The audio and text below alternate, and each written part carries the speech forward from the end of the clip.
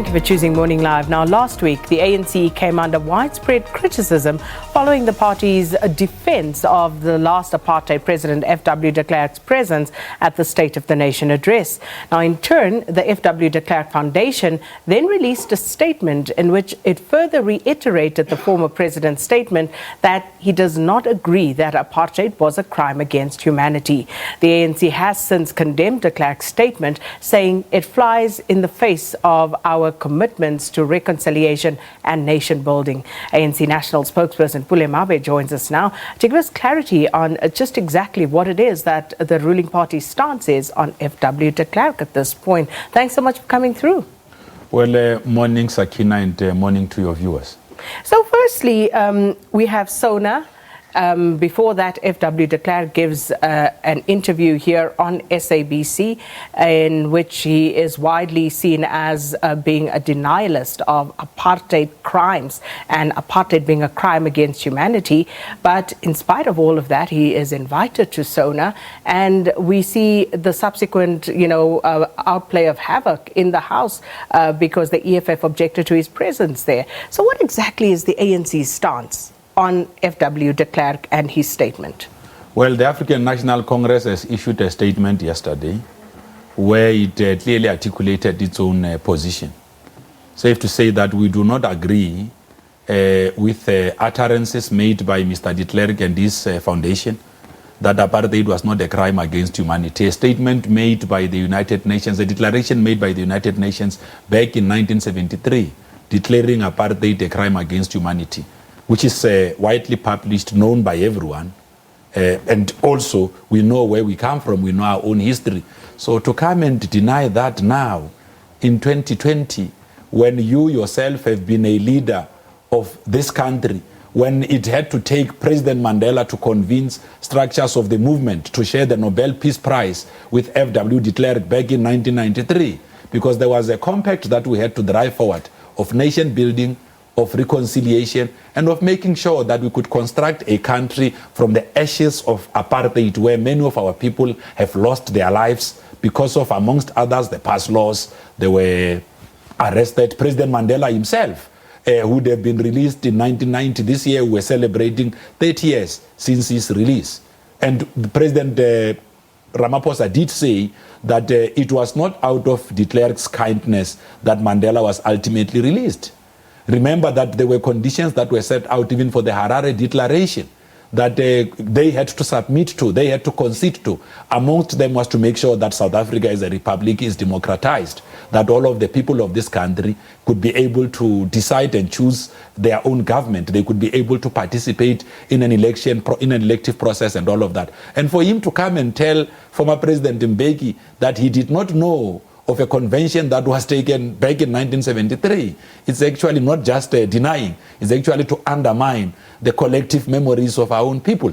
It's to actually take away the pain that the African majority in this country had suffered. What is the ANC most aggrieved about? What are you most outraged about? Are you most outraged about the fact that he tells former President Thabo Mbeki that he wasn't aware of the convention? Or are you outraged by his denial of it being a crime against humanity?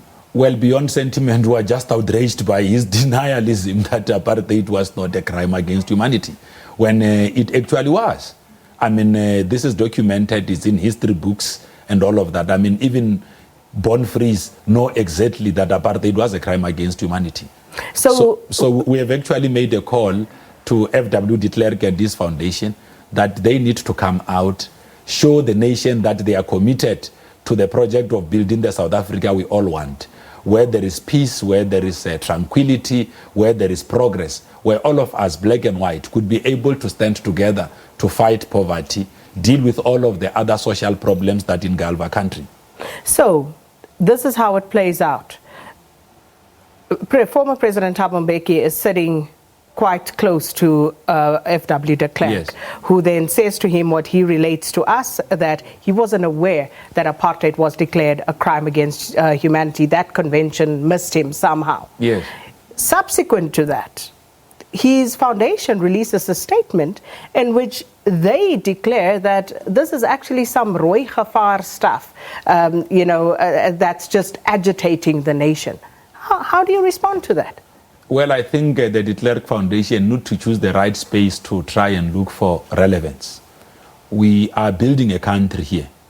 There are students who were killed in 1976. There are people who were killed in Wipatong, in Katlehong, and many others, in Kwamashu, in almost each and every township and village here in the country. There are people who were incarcerated for crimes they did not commit, because there was an apartheid regime, an apartheid machinery that wanted to make sure that it consolidates and enforces its own authority undemocratically over the people of this country. Apartheid was enacted again as a law in 1948 against the wishes and will of our people, to make sure that they could continue to segregate the masses of our people.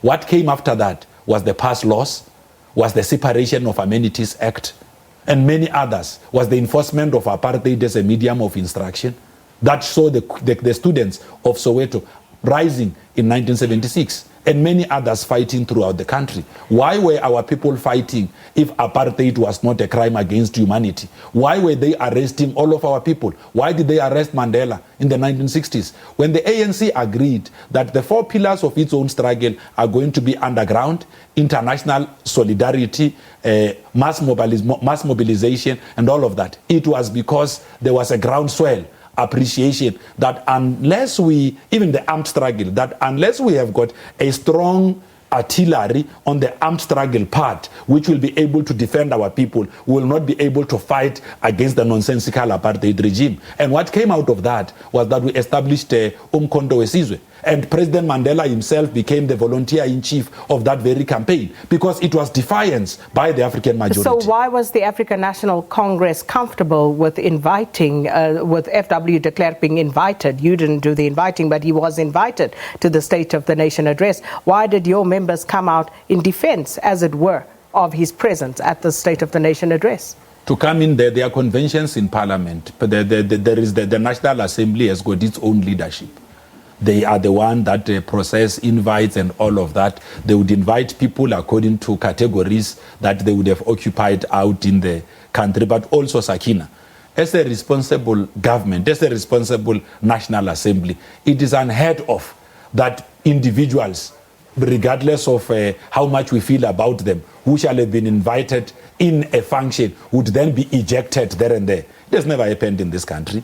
Of course, we are not scared to raise critical issues and make sure that we are part of the public discourse. But expecting the ANC, a responsible organization like ours, because the ANC believes in the rule of law, and the ANC believes that there are sufficient platforms created under this democratic dispensation to be able to even deal with the misconduct of the De Klerk Foundation and De Klerk himself. Actually, one of the things that we are saying in our own statement is that there ought to be decisive action. And we'll come back to that. Yes. We're going to come back to that because it's time for news headlines. Leanne standing by with that, and then we'll come back and resume the conversation with ANC National spokesperson Pule Mabe.